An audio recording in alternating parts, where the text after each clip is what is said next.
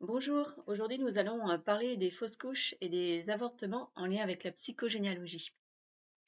Donc en psychogénéalogie, on peut assimiler une fausse couche ou un avortement à des deuils non faits dans la lignée, des bébés morts-nés, des IVG, des enfants décédés jeunes. Donc si ça se reproduit, c'est qu'il y a dû en avoir déjà un certain nombre dans la lignée. Des secrets de famille en lien avec la maternité, donc pourquoi l'enfant ne reste pas. Des traumatismes transgénérationnels, comme ce qui est des guerres, des violences, des exils, ou des loyautés inconscientes envers une ancêtre ayant vécu une fausse couche ou un avortement.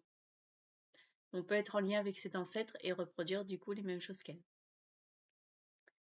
Alors, explorer son arbre. Donc je vous invite à explorer sur votre arbre, sur 3 ou 4 générations, et noter les fausses couches, les avortements, les enfants mort-nés, les enfants décédés en bas âge, les grossesses cachées, les infertilités, les accouchements difficiles ou traumatiques, les femmes mortes en couche, les secrets autour de la maternité, les enfants non reconnus ou abandonnés. Donc vous pouvez retrouver ces informations soit en questionnant votre famille ou également en allant voir sur les archives départementales de votre département et vérifier sur les tables décennales les naissances et les décès.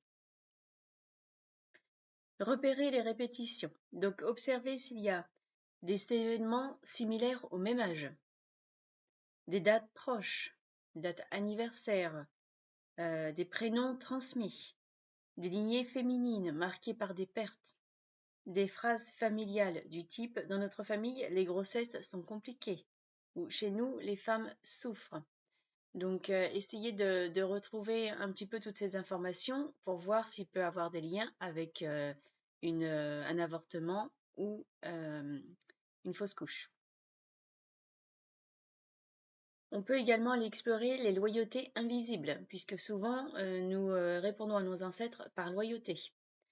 Pour les personnes concernées, vous pouvez vous poser les questions suivantes. Y a-t-il une femme dans ma lignée à qui je pourrais être inconsciemment loyable? Y a-t-il un enfant non reconnu dans l'histoire familiale? Aussi, à savoir s'il y a eu des enfants morts-nés qui n'ont pas eu de prénom, donc qui n'ont pas été baptisés, qui n'ont pas eu de prénom, et est-ce que cela peut jouer également? La maternité dans votre famille a-t-elle été associée par exemple à un danger, à une honte, à de la culpabilité? Parfois, il ne s'agit pas de répéter un événement, mais une émotion, peur, abandon, culpabilité. Donc, parfois, certaines émotions n'ont pas été évacuées. Donc, on répète les émotions. Et de ce fait-là, on répète l'événement par lequel ces émotions-là sont arrivées et n'ont pas été évacuées. Et pour finir, examiner le contexte émotionnel. En règle générale, comment la maternité était-elle vécue dans ma famille?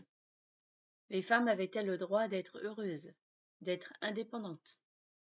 Les grossesses étaient-elles choisies ou subies?